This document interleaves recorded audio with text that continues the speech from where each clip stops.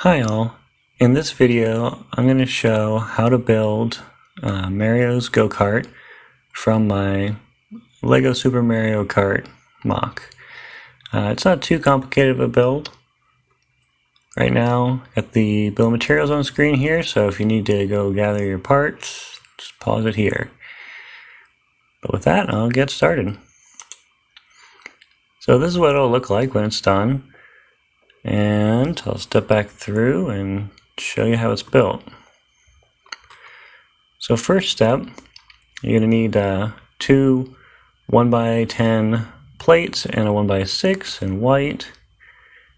Connect them like this. Then you're going to add the axles, 2x2 wheel pin pieces. Pretty common pieces, and a couple wedge plates in white. Next is a couple 2x4 plates and a 1x4. Now I use black for these plates. It doesn't have to be; it could be white or gray, and it wouldn't really affect the look much. There's also two white cheese slopes here for the inside of the cart. Next step is adding a bracket with a 4 wide front and a 1x2 plate and a jumper plate. The jumper plate will support the steering wheel, and this is for the bumper. Next is two 1x3 slope bricks, and that's your front bumper right there. Another comment on substitutions, these red pieces here, they probably could be other colors. They're not super visible. It could be whiter or blacker, something along those lines. And then put some 2x2 slope pieces here to form the front kind of fenders and the hood, or I guess you could call it. With one of these red slope bricks, and then a tap piece. This is going to hold the steering wheel for Mario. Could of course use 1x2s instead of these 2x2s. Wouldn't affect the structure at all. Same is true for these side pieces in red. Also add a couple 1x1 tiles to finish out the front, and then start building up the back a bit with this 1x6 and 2x6. Three 2x3s would work fine there. Then adding some more slopes, 1x2 slopes, and some 1x2 tiles there for the back. And then we start working on the engine. So the engine I've done in mostly dark gray.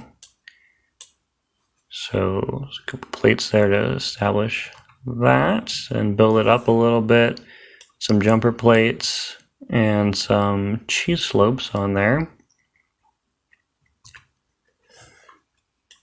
Next, two of these 1x1 clip tiles that are going to hold the exhaust, and then the two hinge bases for the engine cylinders.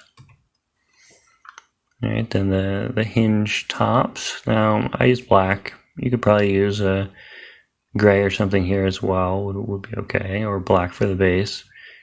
And kind of the seat back for Mario as well. Just looking around a bit. And then add the cylinder heads there, which I like to use a metallic dark gray. It looks nice, but again, substitute as needed. And then these bar with clips at a slight angle there, about 30-degree angle. That's going to hold the exhaust. Then using these cones with shaft for the exhaust. Now, these are maybe not super common pieces compared to the rest of it. Of course, just a 1x1 cone is more common. So on the Koopa cart, I use a different method where I have a tap here instead of this clip, and then the rod and clip goes into the base of the cone. So that's another way you can do it.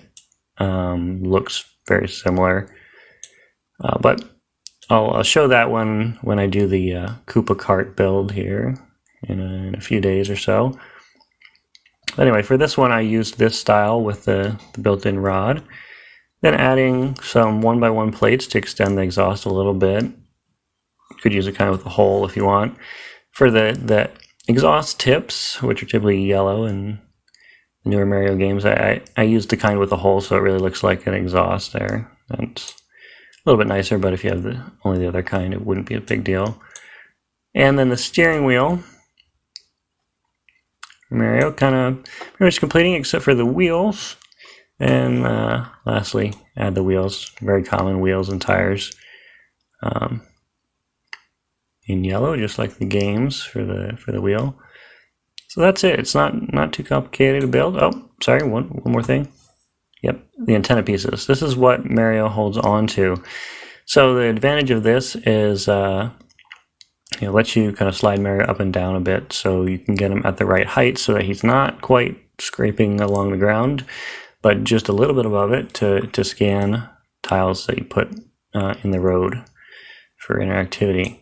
Mario can only scan about one tile off the ground.